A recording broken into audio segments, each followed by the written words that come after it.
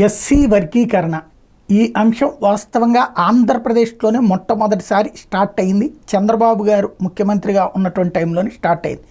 అందువల్ల కాంగ్రెస్ పార్టీకి SC ST ఓటర్లు అనేది కంచు కోట లాంటి వాళ్ళు, ఓట్ బ్యాంక్ పక్కా ఫిక్స్డ్గా ఉండేది. ఈ ఓట్ బ్యాంక్ని దెబ్బతీయడానికి ఆయన ప్రయత్నించే సందర్భంలో ఎస్సీలలో మాల సామాజిక వర్గం వారు ఎక్కువగా ఆ రిజర్వేషన్ బెనిఫిట్స్ పొందుతున్నారు, మాదిగ సామాజిక వర్గం వారికి అన్యాయం జరుగుతోందంటూ మందకృష్ణ మాదిగ వివరాలు లెక్కలతో సహా తీసుకొచ్చినటువంటి ఉద్యమంతో ఆరంభమైతే దానికి తెలుగుదేశం నాడు మద్దతు ప్రకటించడం అన్నటువంటిది కీలకమైంది. అప్పటిదాకా ఎస్సీ సెగ్మెంట్స్లో కాంగ్రెస్సే విన్ అన్నటువంటి స్టేజ్ నుంచి ఒక్కసారిగా చీలికొచ్చి తెలుగుదేశం పార్టీకి ఎస్సీ ఏరియాలో విజయం అన్నటువంటిది ఎన్టీ రామారావు వల్ల సాధ్యం కాని కూడా అప్పుడు సాధ్యమే.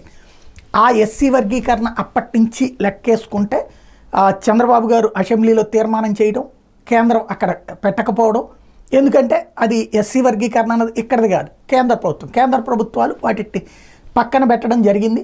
అదేమంటే అది కాన్స్టిట్యూషనల్ వైలేషన్ అన్నటువంటి దాని మీద సుప్రీంకోర్టు దాకా వెళ్ళినటువంటి నేపథ్యంలో సుప్రీంకోర్టు రాజ్యాంగ ధర్మాసనం గతంలో ఎస్సీ వర్గీకరణ తప్పంటూ తీర్పిచ్చేసింది.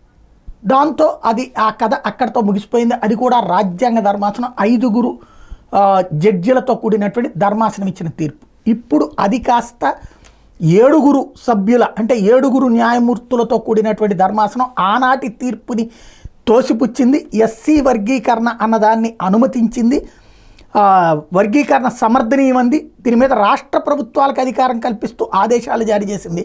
విద్యా ఉద్యోగాల్లో రిజర్వేషన్ల కోసం ఎస్సీ ఎస్టీ వర్గీకరణ అవసరం అని చెప్పి చీఫ్ జస్టిస్ చంద్రచూడ్ నేతృత్వంలోని 7 సభ్యుల ధర్మాసనం 6:1 నిష్పత్తితో తీర్పు వెలువరించింది. ద్వివేది ఒక్కళ్ళే వ్యతిరేకించారు. అంటే దీంతో ఇప్పుడు ఎస్సీ వర్గీకరణ ఎస్టీ వర్గీకరణ అన్నటువంటి రాష్ట్రాలకి దఖలైంది.